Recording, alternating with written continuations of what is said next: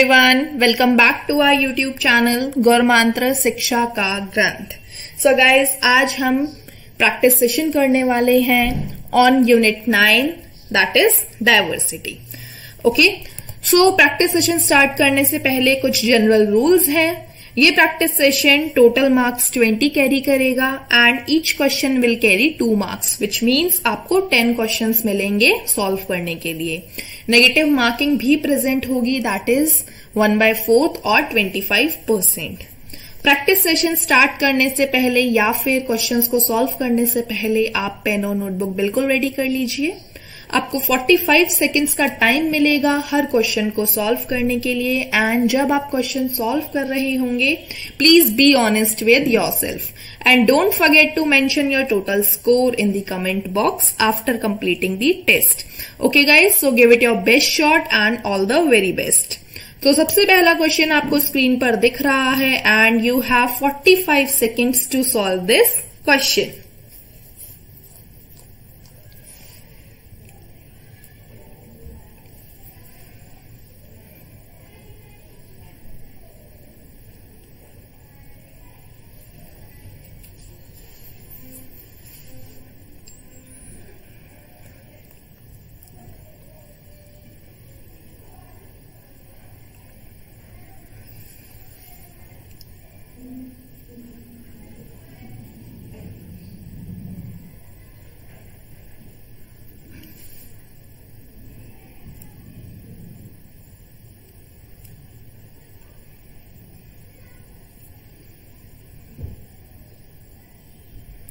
Please stop guys, times up. Question बोल रहा है which of the following is a mismatch. आपको गलत ऑप्शन सेलेक्ट करना है कि कौन सा ऑप्शन मिसमैच्ड है। ठीक है, तो डिजीज दे रखी है, कॉजेटिव एजेंट दे रखा है। नंबर 1 इज अमीबोइसिस, जिसका कॉजेटिव एजेंट आपको गिवन है एंट अमीबा हिस्टोलाइटिका, तो ये आपका करेक्ट है। सेकेंड आपको दे रखा है जियार्डियासिस, जिसका पॉजिटिव एजेंट आपको दे रखा है टी क्रूजाई, जो कि गलत है। जियार्डियासिस का पॉजिटिव एजेंट होता है, ये आपका गलत है। इसका पॉजिटिव एजेंट जो होता है दैट इज जी लाम्बलिया। ठीक है, जी लाम्बलिया इसका पॉजिटिव एजेंट होता है, तो ये ऑप्शन आपका गलत है। थर्ड है African sleeping sickness, that is caused by Trypanosoma brucei, ये भी आपका करेक्ट है। एंड फोर्थ है लेशमैनियासिस, जो कि लेशमैनिया डोनोवानी के थ्रू होता है, तो ये भी आपका करेक्ट है। तो मिसमैच जो ऑप्शन हो गया दैट इज ऑप्शन नंबर 2, तो करेक्ट आंसर जाएगा आपका option b. Okay, next question, जल्दी से इस क्वेश्चन को सॉल्व कीजिए।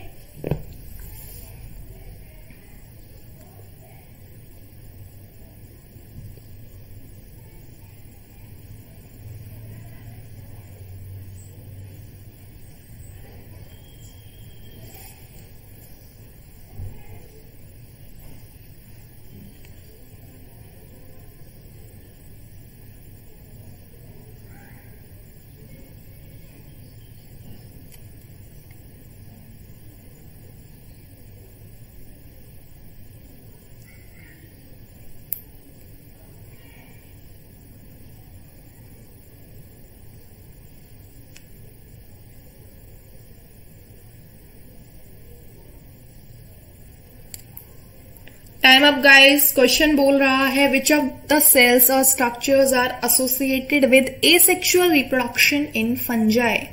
मतलब आपको इनडायरेक्टली एसेक्सुअल स्पोर्स बताने हैं इन केस ऑफ फंजाई। तो आपको बहुत अच्छे से पता है एसेक्सुअल स्पोर होते हैं कोनिडियोस्पोर्स, तो ऑप्शन नंबर सी आपका करेक्ट आंसर जाएगा। ओके, नेक्स्ट क्वेश्चन,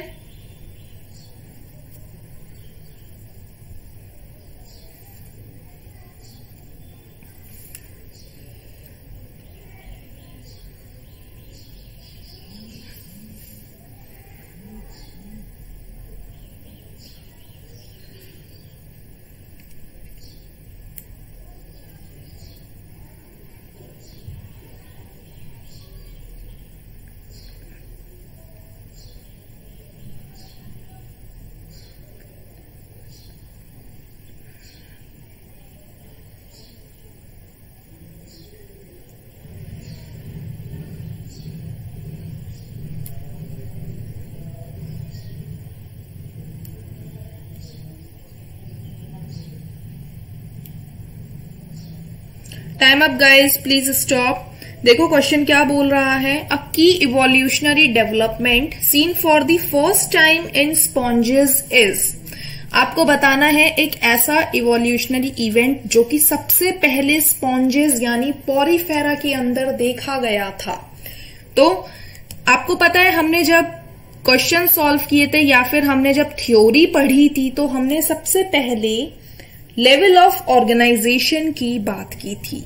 तो पोरीफेरा यानी स्पॉन्जेस के अंदर सबसे पहली बार की इवोल्यूशनरी डेवलपमेंट जो था दैट वाज दी मल्टी सेल्यूलैरिटी। ठीक है, तो करेक्ट आंसर क्या जाएगा? करेक्ट आंसर जाएगा option number D. Okay, next question. You have 45 second guys, जल्दी से इस क्वेश्चन को सॉल्व कीजिए, काफी आसान सा क्वेश्चन है।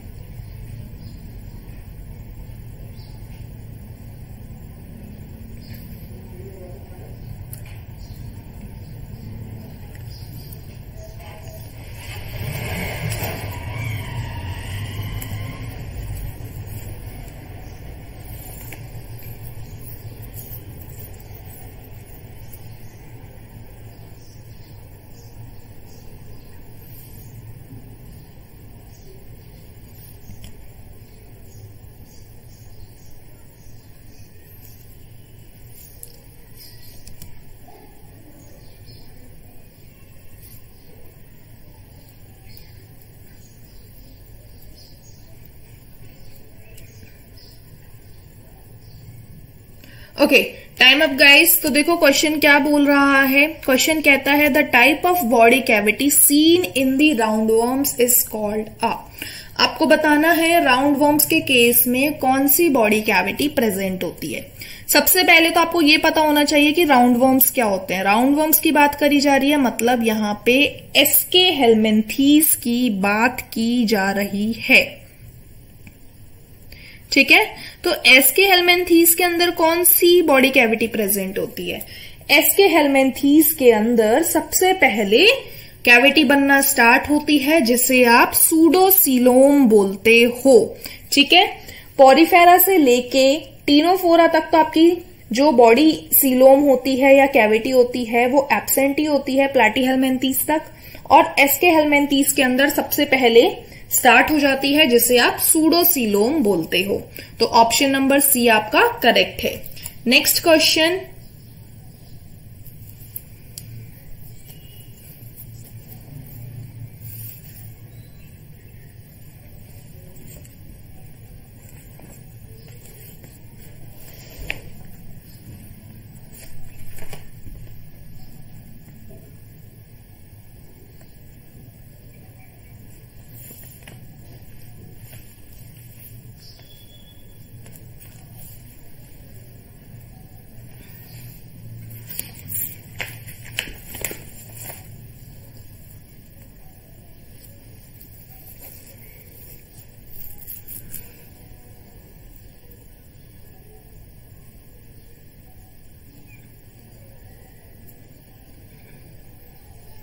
स्टॉप गाइस, क्वेश्चन बोल रहा है that phylum that shows the greatest diversity और the greatest number of species is.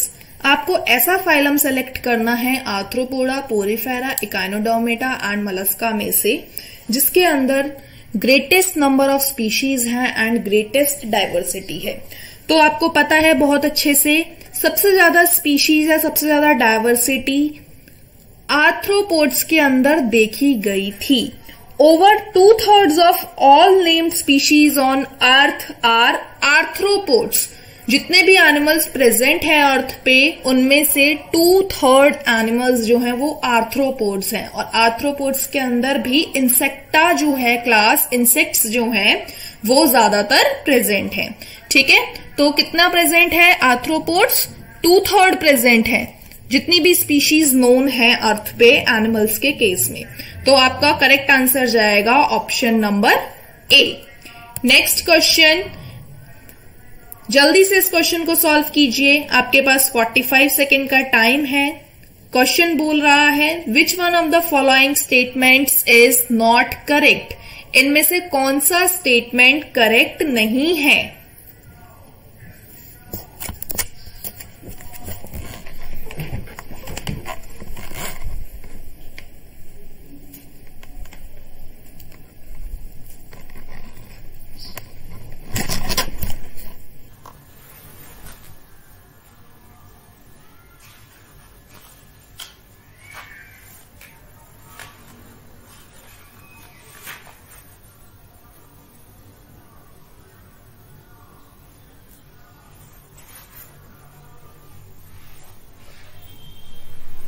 Time up guys. तो देखो क्वेश्चन क्या बोल रहा है, which one of the following statements is not correct. इनमें से कौन सा स्टेटमेंट करेक्ट नहीं है। ठीक है, मतलब आपको चूज करना है इनमें से कौन सा स्टेटमेंट करेक्ट नहीं है। सबसे पहला स्टेटमेंट देखो, all sponges are exclusively marine. सबसे पहला स्टेटमेंट ही आपका गलत हो गया, करेक्ट नहीं है। क्यों? क्योंकि आपको पता है all sponges are generally marine. हमने एक स्टेटमेंट दिया था जब हमने थ्योरी क्लासेस करी थी कि स्पॉन्जेस जो होते हैं वो जनरली मराइन होते हैं, एक्सक्लूसिवली मराइन नहीं होते। एग्जाम्पल क्या था, fresh water sponge, that was Spongilla. तो जो स्पॉन्जिला होता है this is fresh water sponge. तो ये स्टेटमेंट तो आपका गलत हो गया, तो आपका करेक्ट आंसर क्या जाएगा, ऑप्शन नंबर ए। बाकी ऑप्शंस भी चेक कर लेते हैं। Amphiblastula is a land form of certain sponges. Amphiblastula क्या था, एम्फीब्लास्टुला आपका लावा था, तो ये भी करेक्ट है। Calcareous and siliceous spicules are found in many sponges. जब हमने स्पॉन्जेस की डिफरेंट क्लास की बात की थी तो वहां हमने देखा था कैल्केरियस और सिलिशियस स्पाइक्यूल्स प्रेजेंट होते हैं। ऑल स्पॉन्जेस आर ससाइल, ये स्टेटमेंट भी आपका करेक्ट है। तो आपका जो ऑप्शन गलत हो गया, जो स्टेटमेंट करेक्ट नहीं है, that is option number A. तो all sponges are generally marine, they are not exclusively marine. Why? Because Spongilla is a fresh water sponge. ठीक है, तो ऑप्शन नंबर ए आपका आंसर हुआ। Next question,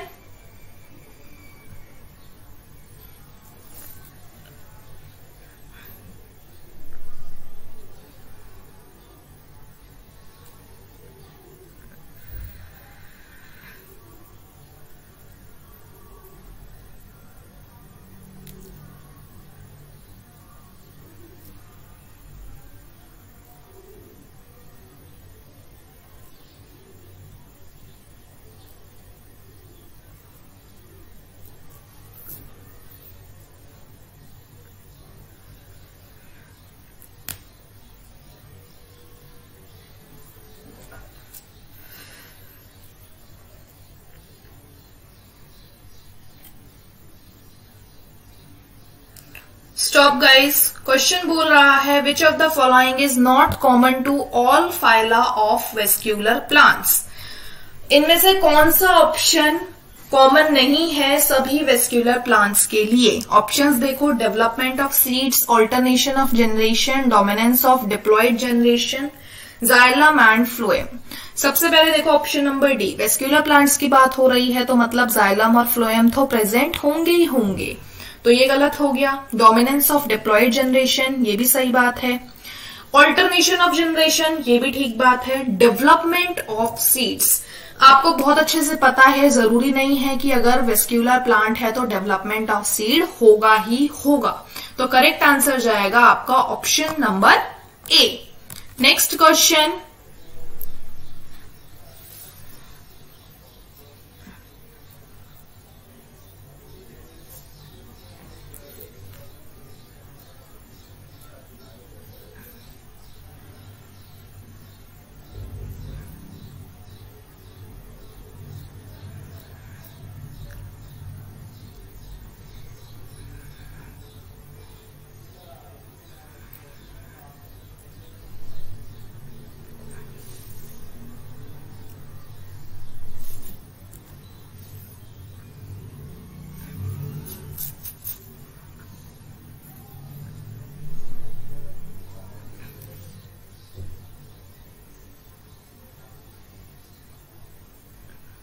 time up guys.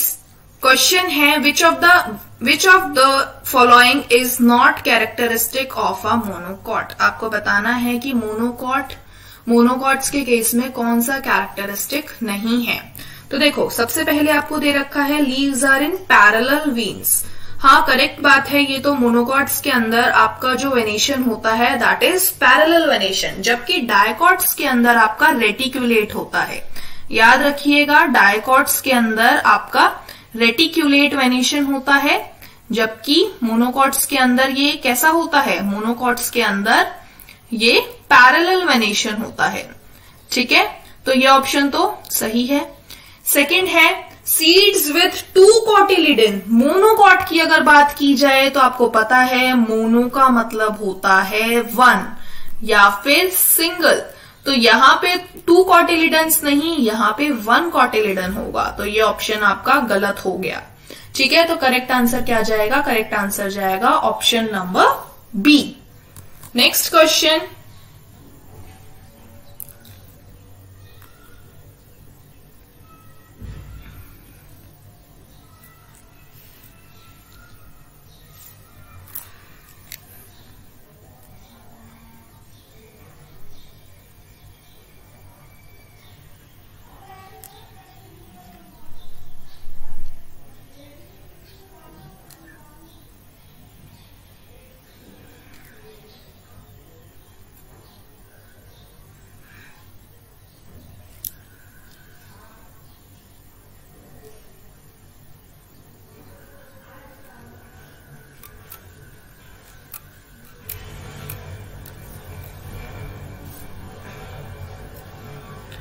time up guys.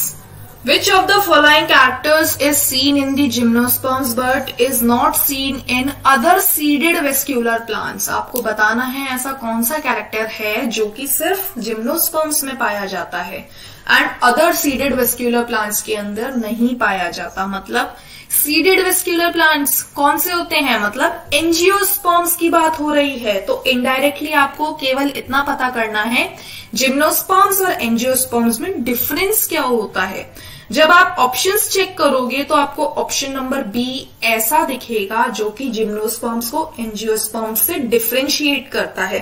Gymnosperms के case में हमने पढ़ा था कि जिम्नो का मतलब होता है नेक्ड एंड स्पर्म्स का मतलब होता है यहाँ पे सीड्स। तो जिम्नोस्पर्म्स में आपका नेक्ड सीड्स होता है, तो ऑप्शन नंबर बी आपका यहाँ पे करेक्ट जाएगा। ठीक है, नेक्स्ट क्वेश्चन,